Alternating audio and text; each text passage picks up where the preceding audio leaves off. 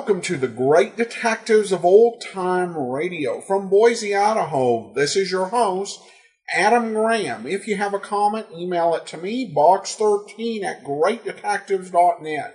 Follow us on Twitter at Radio Detectives and become one of our friends on Facebook, facebook.com/Radio Detectives.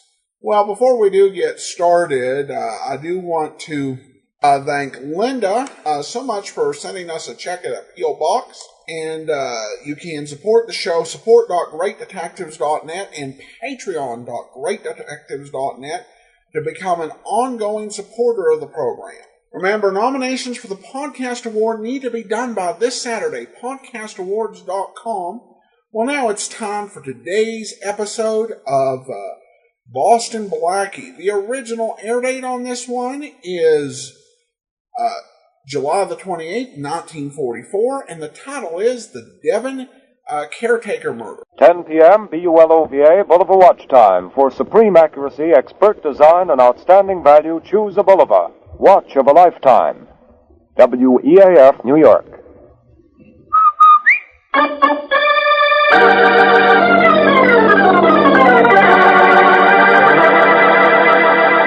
Rinso, R-I-N-S-O, Soapy Rich Rinso presents Boston Blackie, starring Chester Morris.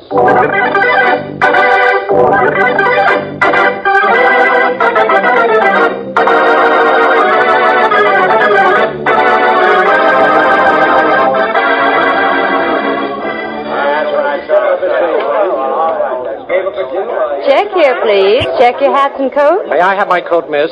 Here's the check. Thank you. Number 503? Yes, a camel's hair coat. Oh, yes, I remember. It's right over here. Here you are, sir. Help you on with it? No, thanks. I'll carry it. Here you are, miss. Thank you, sir. Check here, please. Check your hats and coats. Oh, taxi! Taxi! What's your hurry, Blackie? Oh, well, Faraday, my favorite cop. Don't be so happy to see me, Blackie. You're going with me. Oh, goody. What are we celebrating tonight? Your birthday? No celebration for you, Blackie. I want you for the murder of Andrew Lawrence. Oh, you do you? Who's he? You know. The caretaker of the Devon estate. Now, look, Inspector, I don't know any caretakers, and I never even heard of the Devon estate. Yeah, I know, Blackie. What about those stains on that coat you're carrying there? They look like blood. Stains? Yeah, stains. Hey, wait a minute. This isn't my coat. Oh, let me see. Well, now, what's this on the label? It says here, Boston Blackie. Yes, that's my label, all right, but this isn't my coat. Oh, I suppose somebody sewed that label in another coat. Well, that's not bad for you, Inspector. Could be. Well, all I know is you're going down to headquarters and the coat is going to the lab. And I hope those stains prove to be blood. Well, I hope you don't get your hope.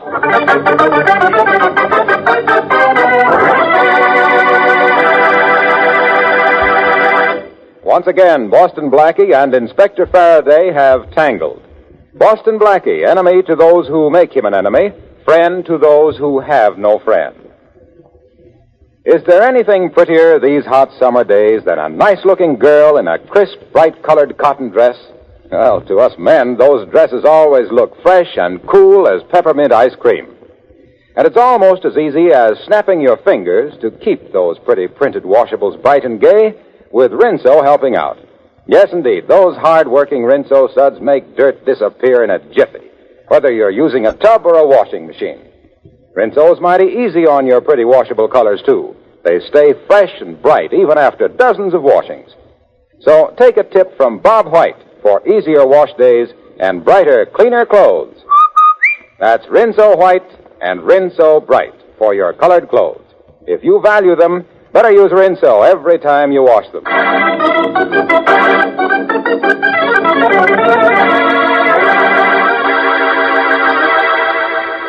And now, back to Chester Morris as Boston Blackie, who is in Inspector Faraday's office, waiting word on the laboratory tests of the bloodstains found on the coat he was wearing. Blackie, for a smart guy, you get into more scrapes. Look, Inspector, can't you think without pacing the floor? I've got a little proposition to make you. Oh, but how about the bloodstains on the coat, Inspector? Remember, you wanted me for murder. Well, now, just in case those bloodstains turn out not to be bloodstains. Oh, you don't need to apologize, Inspector. Who's apologizing? What are you laughing at? Well, your shoelaces are untied. Yeah? Why don't you tie them? Me? Yes. Now, wait a minute. This is going to be fun. Yes. All right, you tie them, Blackie. What? Now, really, Inspector, Yes, this you. is quite humiliating. I never fancied myself as a gentleman's gentleman. Gentlemen's gentlemen, cut out the double talk and come on, tie my shoelaces, Blackie. Oh, well, all right. You know, I'm enjoying this. Boston Blackie, finally on his knees. Yes, but not begging, Inspector. By the way, don't you ever get your shoes shined? What for? Oh, now, there you are. I hope you realize it's a privilege to be tied by Boston Blackie. Wonderful. Here's the report, Inspector. Okay, let's have it. That'll be all, Matthews. Right, Inspector. Goodbye, Matthews. You ain't going anywhere, Blackie. What? Well, come on, Inspector. What's the verdict? I'll read it to you, Blackie. It says, quote, stains taken from the coat of Boston Blackie analyzed. Yes? Tests show them to be human blood matching that of Andrew Lawrence, murdered caretaker of Devon Estate. Signed, Murphy Police Laboratory, unquote. Well, that's it, Blackie. I'm locking you up right now. Oh. And I'm not taking any chances on your getting out of here first. Hold out your hands. Oh, now, Inspector, cuffs for me? Yeah. Oh, you've got a very bad memory. Okay, maybe you can get out of handcuffs, but my gun doesn't miss. What, a gun again, Inspector? Again. Say, look, why don't you try a bow and arrow for a change? All right, let's get going. And just to make sure, I'm going to escort you personally to your cell. That'll be nice. Now, right down the hall, and don't try anything funny. Well, will you sit with me a while and hold my hand? Oh, come on. Oh, I'm sorry I had to tie your shoelaces together, Faraday. And thanks for the gun. You know, you look very funny. Generally, you're only flat on your feet. But now you're flat on your face.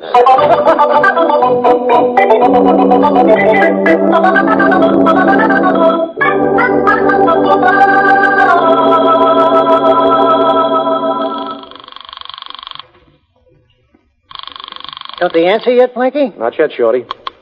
Hello? Oh, hello. Savoy Cafe? Yes? This is the manager speaking. Well, my name is Jones. Yes? My niece works in your check room. I just arrived in town, and I'd like to talk to her, please. You mean Marion Macy? Yes. Well, she's not here. I'm sorry. She's gone home. Had a headache, she said.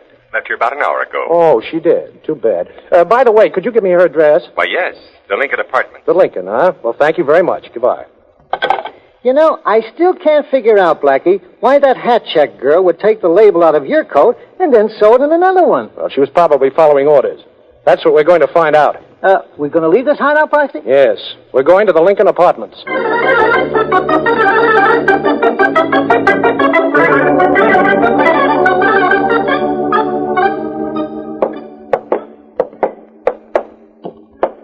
Here's the apartment, Shorty.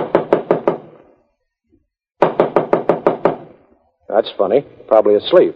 But I've got to talk to her. Can you open that door, boss? Are you kidding? I've got it, Shorty. There it is. Come on. I'm getting a creepy feeling, boss, like I always do. Oh, before. Shorty, will you relax? Hey, what's this? What? Holy mackerel, the dame. Boss, that feeling of mine was right. Yes, it's the check room girl, all right, Shorty. She's dead. Come on over here and take a look. Oh, no. I'll take your word for it. Poor kid. Stabbed to death. Somebody's playing for keeps, Shorty.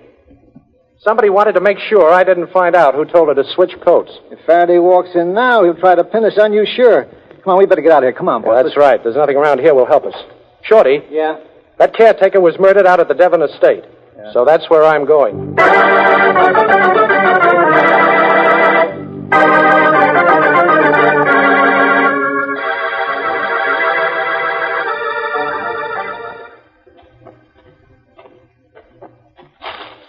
Oh, I beg your pardon, miss. I didn't see you. What are you doing here on my grounds? Well, this is the Devon Estate, isn't it? Yes, and you're trespassing. Well, I hope that means looking for a job, because that's what I'm doing. It doesn't. And even if it did, it wouldn't matter. There's no job open here. Well, you know, I'm a pretty handy fella. I can do a lot of things. I'm really not interested. There's a policeman on the grounds. If you don't leave immediately, I'll call him and have you thrown off. Oh, please don't do that. I understood there was a job open here, a caretaker's job. Your caretaker was... Was murdered. Yes, he was. Now, please leave. I already have a new caretaker. Jerry? Yes, Miss Morrison, coming. Miss Morrison, huh? Awful pretty name. Over here, Jerry. Will you go now, please, Mr... Oh, I'm sorry, Miss Morrison. My name is Jones. John J. Jones. I'm a detective. Oh, please don't give me away. Oh, here I am, Mrs. Morrison. Oh, I don't need you, Jerry. I just wanted to know you were around. Oh, okay, ma'am. If you want me, just sing out. Well, where did you get him? I hired him a little while ago. So you're a detective, Mr. Jones. Have you credentials? Well, you see, I never carry them when I'm on a case. Things can happen, you know. That's what I'm afraid of. Oh, Miss Morrison, please believe me. I believe you, but I'll never know why. Thanks. The house is up this way. What can I tell you that might help you, Mr. Jones? Well, for one thing, I'm puzzled. Now, your name is Morrison, and this is the Devon estate. Well, I bought it 6 months ago. Oh. It was formerly owned by a man named John Devon. And when he died, this place was sold for taxes. I see. Well, why are you still living here, Miss Morrison? I mean, aren't you a little frightened after what happened? Yes. Yes, I am a little. But where could I go? Besides, I'm anxious to know the answer to a lot of things. For instance? Well, right after I bought this estate, strange things began to happen.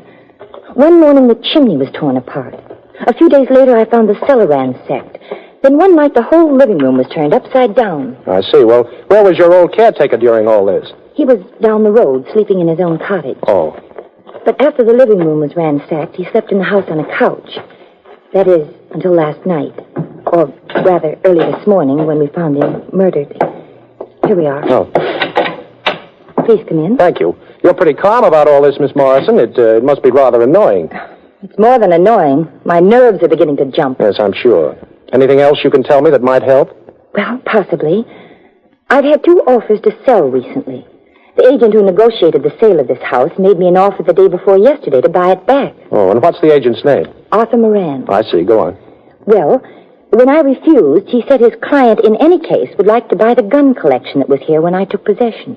Oh. Well, are you interested in guns? Yes, and it's a wonderful collection. It came with the house. Well, it's obvious somebody is looking for something in this house. When he couldn't find it, he wanted to buy the house. When he couldn't do that, he wanted to buy your gun collection. And of course he was looking for... The gun collection. I'll bet your caretaker surprised him while he was searching for it. How long had the caretaker been here? A long time. I sort of inherited him with the place. I see. You mentioned there was a policeman on the grounds. Where is he? He's around somewhere. He's staying with Jerry in the caretaker's cottage. Miss Morrison, could you arrange for the policeman and your new caretaker to sleep downstairs here, and for me to take over the cottage for the night? Certainly I can do that. Oh, fine. And can you reach me in a hurry if you need me? Yes, there's an extension phone between here and the caretaker's place. Good.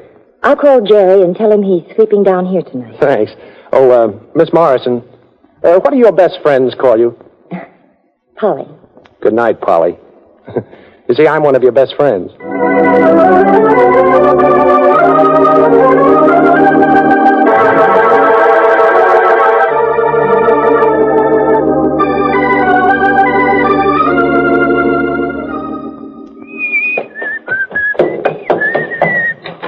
Good morning. Hey, what's this? Hey, wait, Jerry. Jerry, I'll have you untied in a minute. Oh, even my Aunt Hattie couldn't talk with that gag on. I better take it off. There. Now, what happened? I don't know. I went to sleep last night on the couch here, and during the night somebody tapped me on the bean. And when I woke up a little while ago, I was tied up and gagged. Yeah. Oh, you're not tied up anymore. Now, where's the cop that was with you? I don't know. Uh-oh. There he is, over in the corner. He's tied up, too. Get him loose, Jerry. Oh, take a look at this place. It's a mess. Everything's turned upside down. Well, never mind that. I want to find out about Miss Morrison.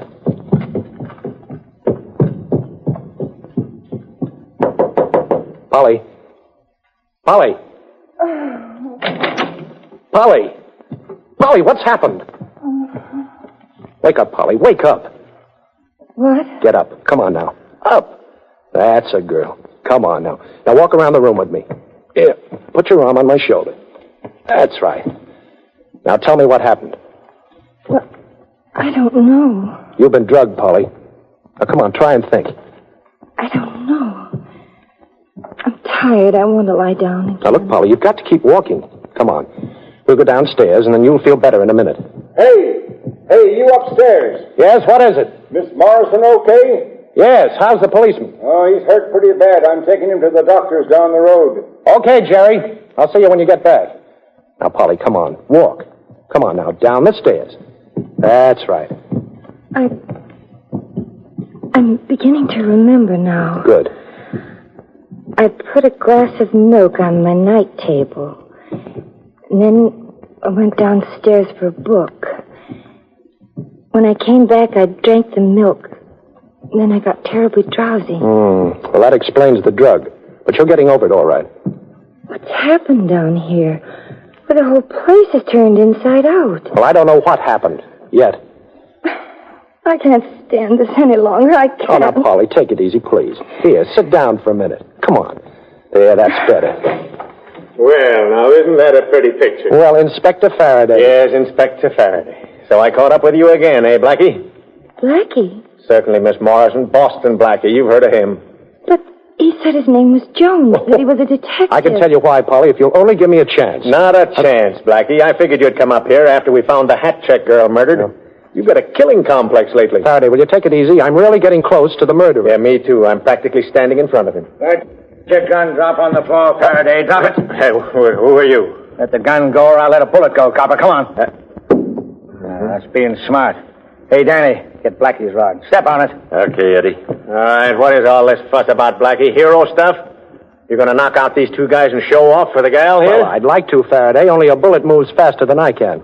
Hey, you mugs. I don't mean to be inquisitive, but what's all this about? You'll know soon enough. How about it, Danny? I got Blackie's rod and the inspector's. Okay. Put the straitjackets on him, Danny. Yeah. Gee, I didn't think we'd get the inspector, too. You better go call the boss. Yeah, he said to follow orders to the letter. Where's the phone, lady?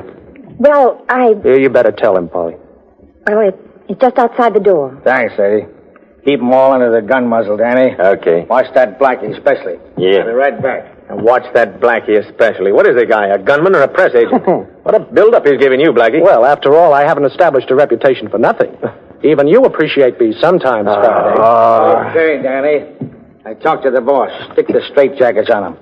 What size straitjacket you take, Blackie? I always have my straitjackets made to order. Yeah, after we get through searching the house, we'll stick their feet in concrete and toss them in the river. Feet in concrete? Now, you wouldn't dare to do that. Oh, don't worry, Faraday. At least we won't get our feet wet. Very funny, Blackie. Very funny.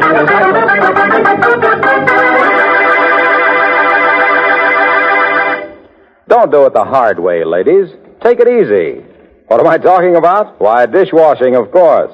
And the way to take it easy is to let Soapy Rich Rinso take over. Because those lively, hard-working Rinso suds get right after every little bit of clinging grease and all those sticky food particles and chase them away quick as a wink.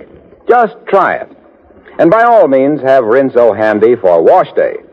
This hot weather, you certainly don't want to knock yourself out doing your wash the hard way either. Well, remember, Rinso not only makes wash day a cinch, it helps you turn out a wash you're really proud of. I'll bet you'll be singing your way through wash day like this. Rinso, white, rinso, white, happy little wash day song. Rinso, white, rinso, white, beauty sing it all day long. Your fine feather fan has a message to send, so listen, you can't go wrong. Rinso, white, happy little wash day song. So get Rinso tomorrow. And now, back to Chester Morris as Boston Blackie.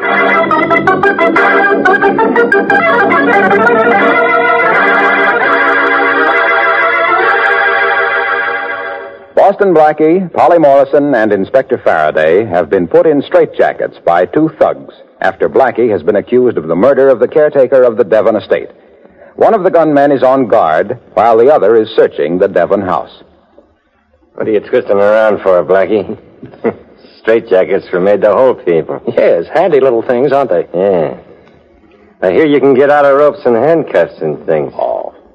Yeah, well, why don't you try to get out of that canvas coat you're wearing? You're due to get a bath, you know. All three of you. That's the boss's orders. Well, that's charming. By the way, Danny, who is the boss? What's his name? Didn't he give you his card? No. Well, I guess he must have forgot, huh?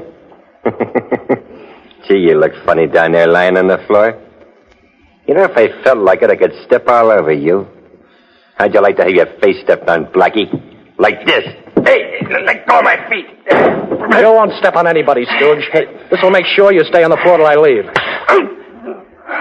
Well, how in the world did you get out of that straitjacket, Blackie? Never mind that. Get us out of ours. How did you get out, Blackie? Well, it's simple. I had my pocket knife in my hand, and while they were putting this jacket on me, I Well, I just sliced right through the canvas. Hey, hurry up, Blackie. That other guy will be back in a minute. I'll let you out, Inspector, if you'll give me a 10-minute start after I do. What for? Well, I think I can find the man responsible for the 2 murders, but I've got to have time to do it. Mm-hmm. Now, I want 10 minutes, Faraday. Come on, what about it? 10 minutes? Okay, you've got it. Thanks. Polly. Yes, Blackie? Tell me, what was the agent's name again? You know, the one who sold you the house and later wanted to buy your gun collection for a client. Arthur Moran. Why? Arthur Moran, huh? Okay. He's due for a phone call.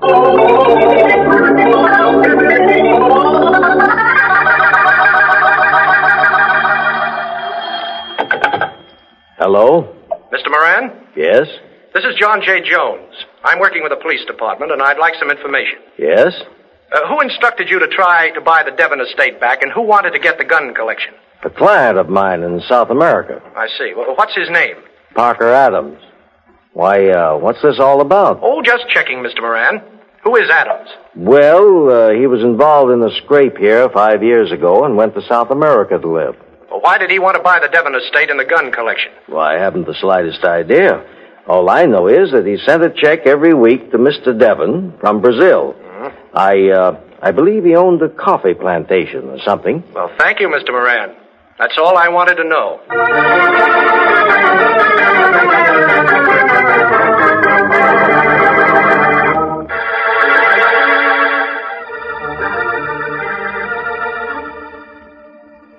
Did you get all that dope I wanted, Shorty? Yeah, sure, boss. It was a cinch. Look, I go into the files at the Daily Globe, and I pulled out this stuff about this Parker Adams. No trouble at all. And say, no wonder this guy Adams had to go to South America. Just put your peepers on this clipping, will you? Yeah? Oh. Yeah, I see what you mean. Come on, Shorty, we're going up to the Devon estate.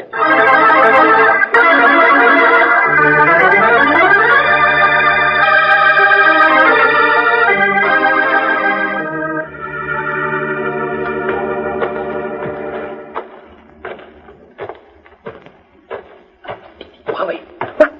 Who is it? It's me, Polly. Blackie. I'm over here in the bushes. Is the coast clear? Well, there are 2 policemen in the house and 1 outside. Okay. Polly, I think I found out something. I know who the murderer is, and I know why he's ransacking your house.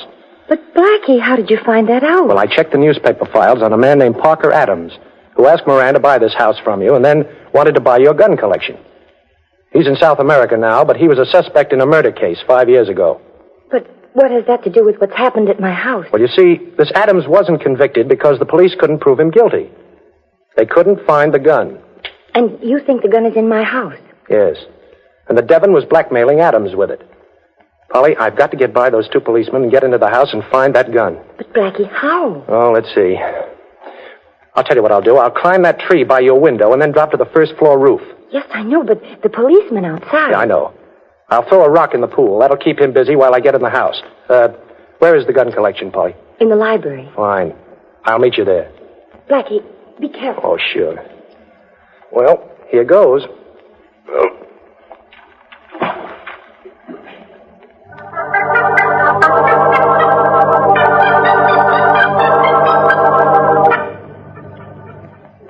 Is that you, Blackie?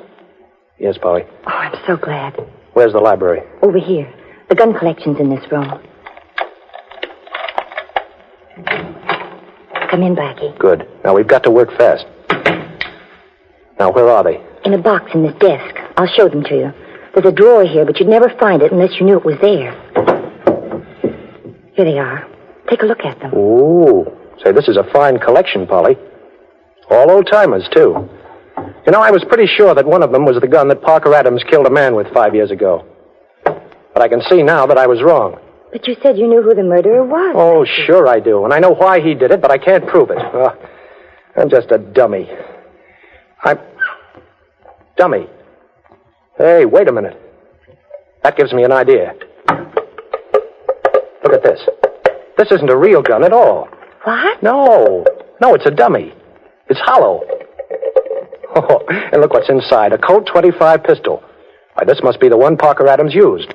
And we can easily prove that by the serial number on it. Polly, I think this is our ace in the hole. You don't mind if I trump that ace, do you, Blackie? I'll take that gun. Jerry! I'm not surprised, Polly. I had a pretty good idea it was this fellow who was in back of these murders. Oh, you did, eh? Smart guy, huh? How did you know? Well, when one of your thugs went to call the boss before he put us in straitjackets, he just casually picked up the telephone and didn't bother to dial. There's a direct connection between the house and the caretaker's cottage, and that's where you were, Jerry. You were the boss.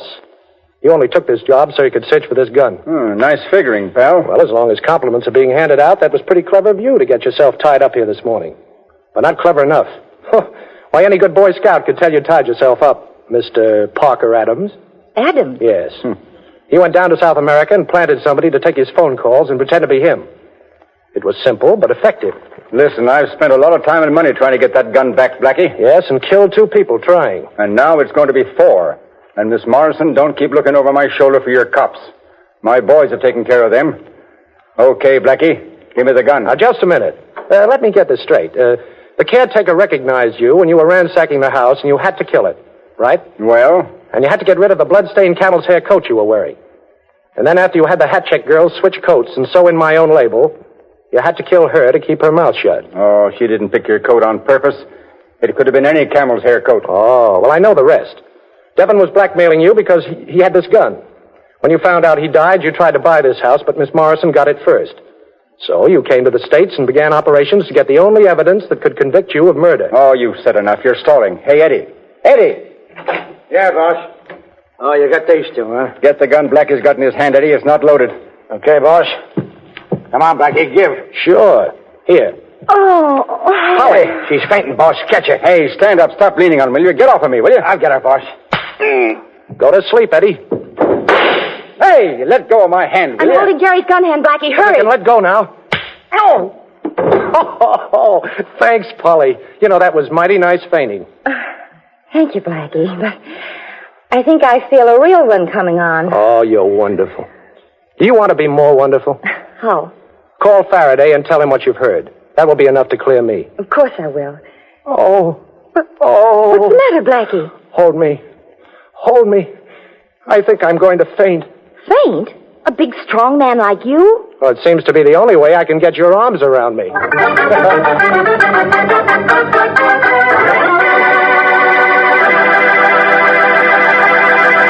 Boston Blackie will be back in just a moment with an interesting preview of next week's program. Now, you've heard about the language of music, ladies. Do you know what this means? That's right, Rinso White, and it means the cleanest, freshest, whitest wash you could ask to see.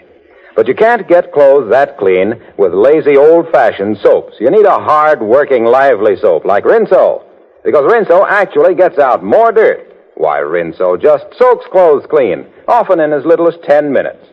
And then a few quick finger rubs on extra dirty places, and there's your Rinso White, Rinso Bright wash. Yes, for a wash that you'll be really proud to hang up on your line, get Soapy Rich Rinso.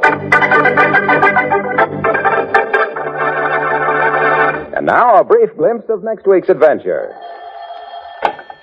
Hello? Hello. Say, I'm supposed to meet a young lady in your lobby there, and I've been delayed. Would you mind having a page, please? Why, sure. What's the young lady's name? Her name is Alice Manletter. Miss Manletter? That's right. Why, she left here just a minute ago. She met someone she was expecting and left with him. Well, that's impossible. Miss Manletter didn't know a soul in New York. Oh, I wouldn't know about that, but she told me she had an appointment with a Mr. Boston Blackie. And that's the man she left here with. Well, but that can't be possible. And why not? Because I'm Boston Blackie.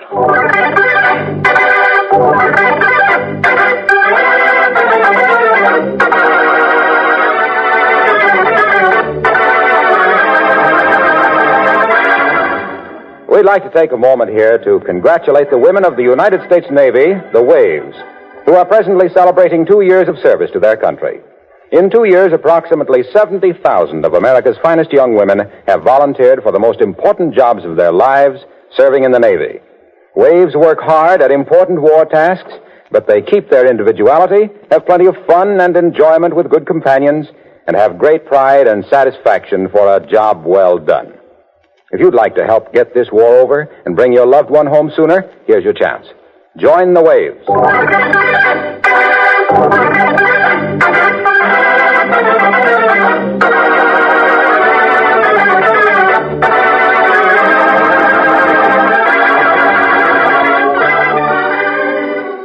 Be sure to listen at this same time next week for another exciting adventure with Boston Blackie.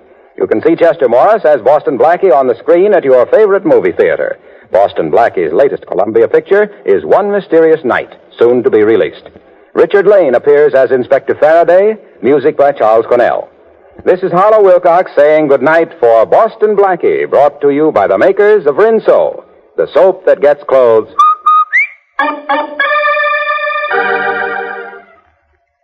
Summertime means warm weather, and that means more perspiration. Use Lifebuoy in your daily bath or shower to protect yourself. You'll love its rich, purifying lather. Remember, too, that of 7 leading brands, Lifebuoy gives you the most soap for your money. And besides, it's the only soap especially made to stop B.O. This is the National Broadcasting Company.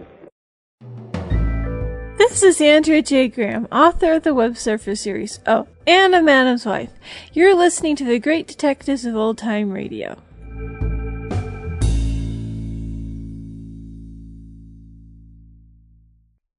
Welcome back. Well, that had to be a record for the speed at which Boston Blackie got arrested 2 minutes into the episode.